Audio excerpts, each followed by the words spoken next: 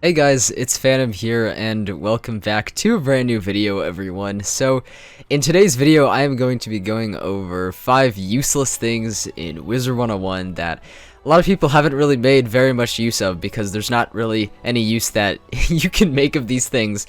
Anyways, that's the intro, but basically, like, these are some, I guess you could call them like certain features, certain aspects of the game, even certain places that are kind of just useless to the entirety of the player base and kind of have a lot of them have kind of just become forgotten, I suppose, and kind of irrelevant just because of how useless they are. So I'm pretty much going to be showcasing that today. So it's going to be a top 5, so anyone who's watched those previous videos in the past knows how this is going to go. So anyways, without further ado, let's get into number 5.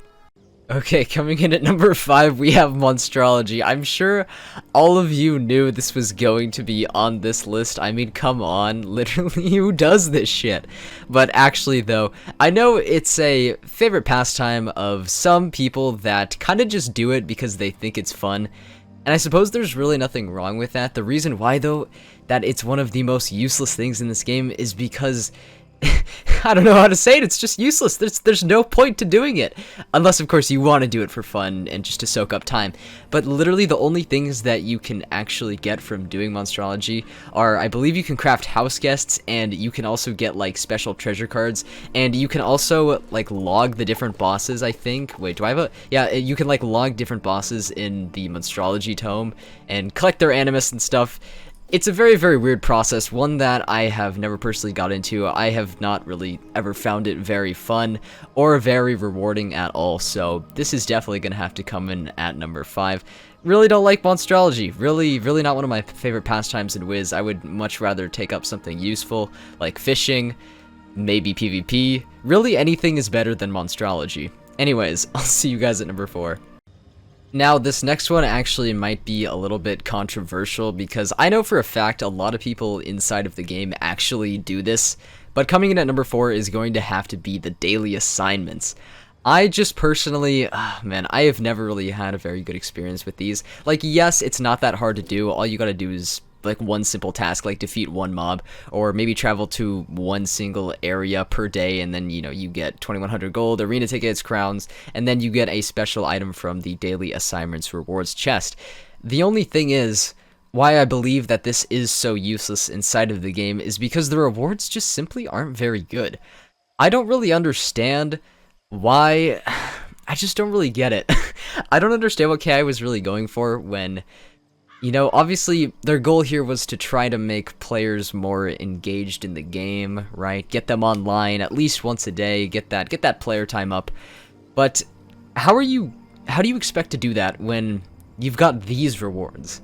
I'm sorry, but I'm not going to do a certain quest, log on 13 days in a row for 30 arena tickets. That's just not very worth it to me. And some people could argue that, yes, you could sometimes maybe get some, like, decent stuff from the daily assignments rewards chest, but personally, this just kind of comes from my experience. I have never actually gotten anything of value from the daily assignments chest. The best thing I got was maybe a pet jewel, like, one time, or maybe a customizable Grizzleheim sign. There's really nothing very good that you can get from here. And I understand that if you do like daily assignments on each one of your wizards for like an entire month or something, you can rack up like actually kind of a lot of crowns. The thing is though, that takes so much dedication and effort that I feel like most people just wouldn't really put in all that effort. At least I wouldn't. I definitely wouldn't, even though it means you could get like maybe a couple thousand crowns per month or something. That's kind of a lot for me, and the fact that you have to work that hard to actually get something worthwhile out of it really doesn't sit right with me. So anyways, that's going to be it for number 4 though. Let us move on to the number 3 most useless thing in Wizard101. Coming in at number 3 might honestly be a bit of a controversial opinion of mine, but I personally don't think that the PvE version of Beast Moon is very useful at all inside of the game. Now, I know some people probably really enjoy like the whole PvE aspect, the whole PvE mode of Beast Moon, because it does offer another form of Beast Moon if you don't like the PvP one, if you don't like that style and everything. But really the main reason why it's so useless is it just doesn't give a lot of points for the time that it actually takes. To rack up like the same number of points as I would in a PvP Beast Moon, and then I'd have to play PvE for like hours on end, like hours extra on end to make up for those lost points. That's kind of why I never participate in PvE Beast Moon. I just never get those points that I need to upgrade my Scroll of Fortune. It's so slow and tedious, and you just don't that's it, you just simply don't get a lot of points from it, and it's definitely a lot more time consuming in my opinion. It's also a lot harder to get points, whereas in PvE or PvP Beast Moon you can just pretty much capture rings, defeat enemies, which is all a fairly quick process. But when you're fighting mobs, you gotta fight like mobs on mobs on mobs, and then bosses. And even then, they don't even drop that good of loot. They don't even drop, unless you get to like the really higher tiers, of course, but that's like really challenging. And they don't really drop that good of stuff, really, at least for the time that I put into it. And in my opinion, it's just not that useful. It's just not that useful for the time that you spend doing it. The rewards, the amount of points that you get. Defeating each enemy is it's just not worth it in my opinion whatsoever. Of course, you can also get the, I believe it's, hold on, if I go to this guy right here, I believe to actually get the Beast Moon needles, you have to do the PvE Beast Moon. So I guess like if you do want this type of gear for Stitch gear, like that's fine. I mean, I guess that is like one reason to do it and everything. But if you don't want the needles, then I really don't see a point in doing it. I honestly would just wait for like the PvP Beast Moon to come around if you're actually looking to rack up those points. But anyways, that's why I think PvE Beast Moon is just so useless. It really just is. Anyways though, let's move on to number 2 in the list of useless things. Coming in at the number 2 spot on this list, we have the Fairgrounds, aka pretty much the mini games that lie within the Fairgrounds. Oh, I just realized this area is actually really laggy for some reason. Anyways though, yeah, coming up next we have the mini games. The reason why, I mean, I feel like this one should be just so obvious. Like anyone who's ever played a mini game inside of this game knows that the rewards are really less than good. And yes, I understand if you play Potion Motion and you can, I guess, refill your potions like relatively quickly. Whoa. Oh, that actually kind of makes a nice sound. Anyways though, I know like Potion Motion's like semi worth it, I suppose, if you don't like have the gold to refill your potions, which I guess kind of makes sense. But really, the way I see minigames is just time that could really just be better spent elsewhere, because literally in the same area where you work to refill your potions, Hilda Brewer's here, she can fill them up for actually really cheap. So why would you even spend the time to do these, besides if you just think they're fun?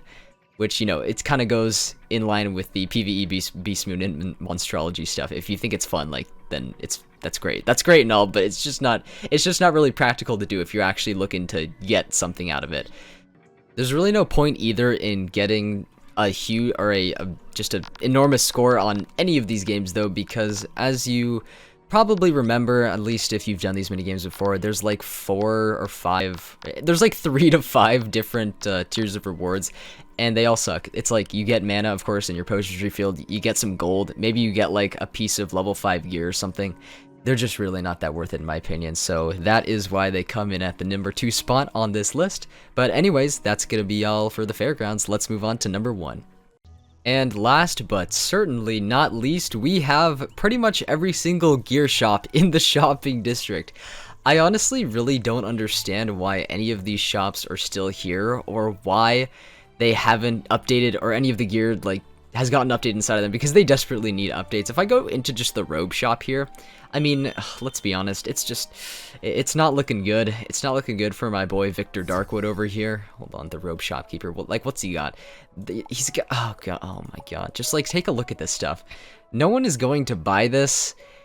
What all of these buildings are doing in the crown shop is pretty much they're taking up useful space that really could just be better used elsewhere. So what I would want KI to like do is sort of like revamp these shops and kind of make them have some gear that's actually worthwhile. And I guess you could kind of say this about pretty much every single gear shop in every world. The gear that is offered from the world is like really bad, and you could at least have it be mid-tier, because I feel like if you're like asking, you know, if you're asking someone to pay gold for something, I feel like it should at least be semi-worth it. Obviously it shouldn't be stronger than gear you have to farm for and work really hard for, but I feel like it should still be, you know, at least better, since especially all these shops are in a very easily accessible location by a lot of newbie players, and you want to steer them in the right direction.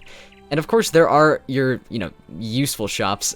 You've got your dye shop, you got your magic mirror shop, but really, other than that, all of these shops just really don't need to be here. They really don't, with the kind of gear that they're selling.